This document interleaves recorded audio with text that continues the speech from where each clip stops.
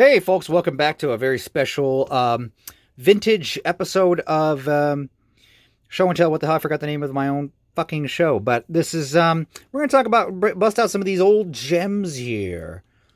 And what I have here is a John Blackstar figure.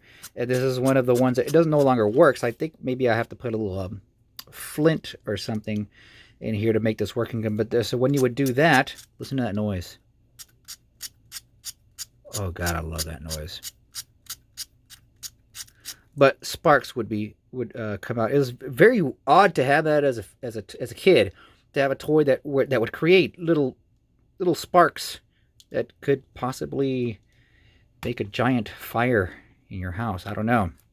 But there are a lot of toys like that back when, where they had some sort of mechanism with flint, and you would see sparks. There are other figures in this line. Now, this is the second Blackstar. The first one did not have this clear emblem necklace thing. This one is translucent so that you can see the sparks come through, create a pretty cool effect. And then here is the glowing Power Star sword. There's two halves of it. That the other half belonged to the villain of the show. And much like Masters of the Universe, the early version of the Masters of the Universe, the two swords were meant to combine. But yes, the Power Star, I believe it would look like a big star when you put them together.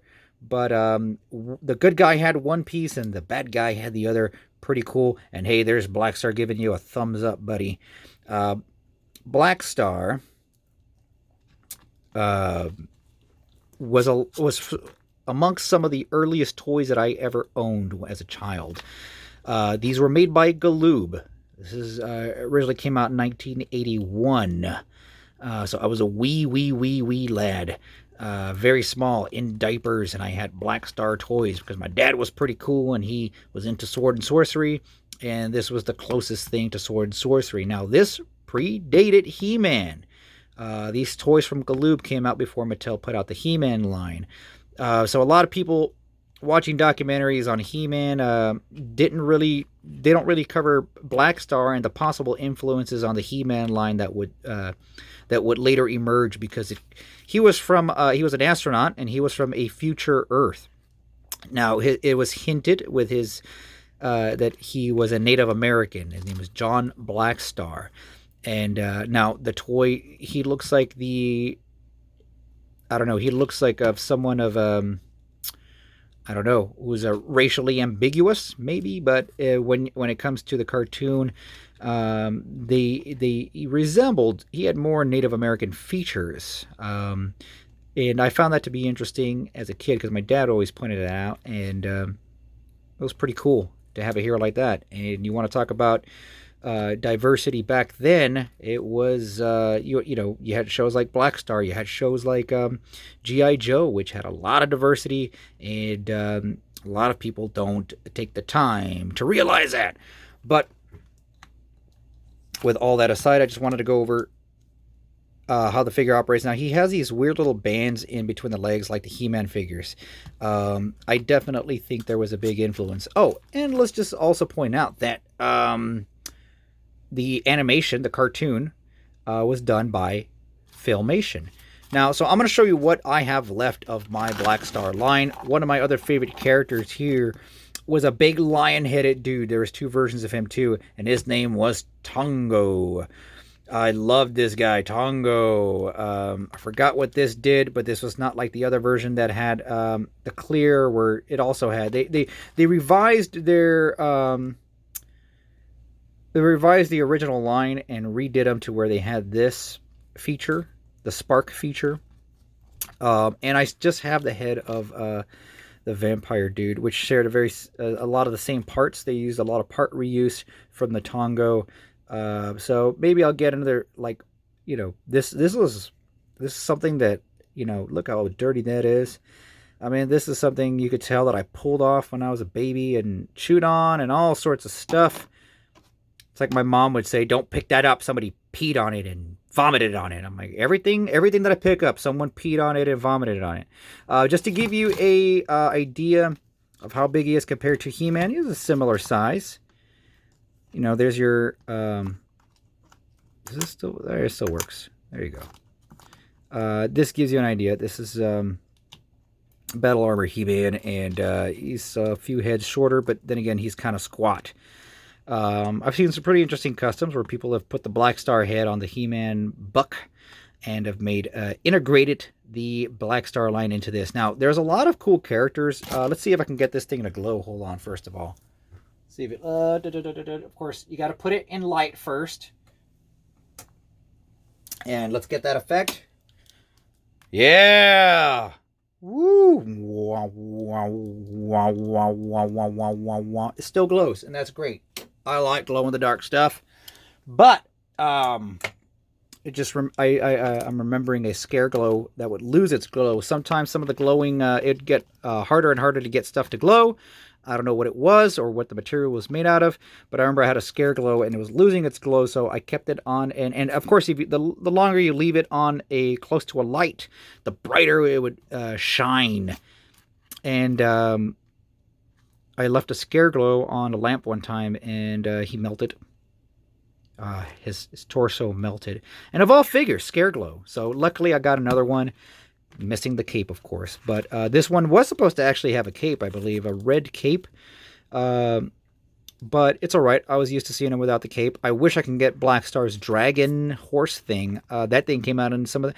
One of the funny things about the Blackstar cartoon is that some of the animation cells were reused in He-Man. So that's pretty interesting. It's cool to see. It's cool to imagine that Filmation He-Man is part of a similar or same universe as Blackstar.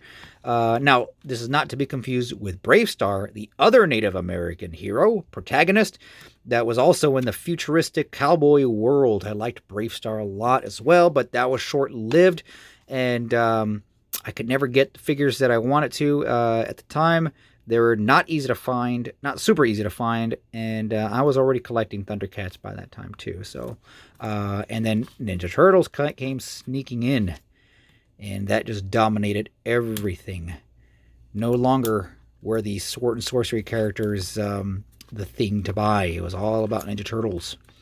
I remember, I think it was a, what was it? It was a commentary. I think they were referred to by Hasbro as Slimies. So, because the big thing was either barbarians, and then later on it came out to, like, it was robots.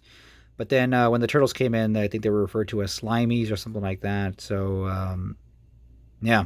Anyway, Playmates was really successful with that. But this is Galoob.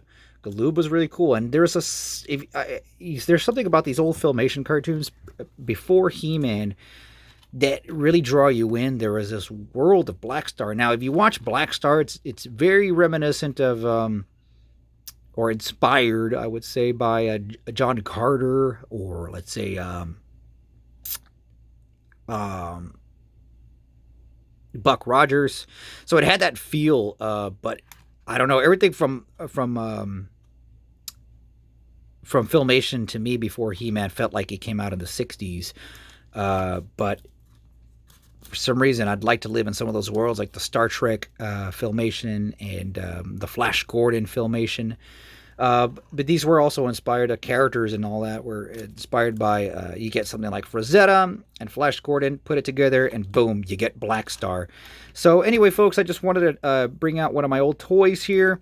I believe a sword was a replacement that I got online, because of course everybody would lose these swords. I'd like to talk about some of my old toys, and just show you that some of it's still pretty cool and holds up pretty well.